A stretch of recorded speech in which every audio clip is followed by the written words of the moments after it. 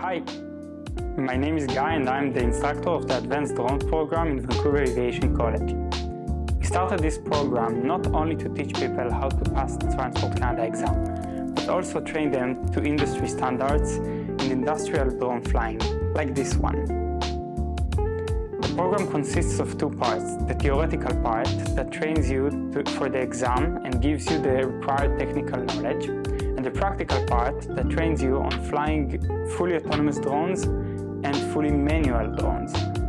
We have this training platform over here. This is the X650, and this is the platform we use on the practical part of the training. The X650 enables us to train pilots on fully manual mode like stabilize, and it also enables us to train pilots on fully autonomous modes like guided and auto, where you can plan missions or fly the drone from a laptop. We are very excited to start the program and train new drone pilots.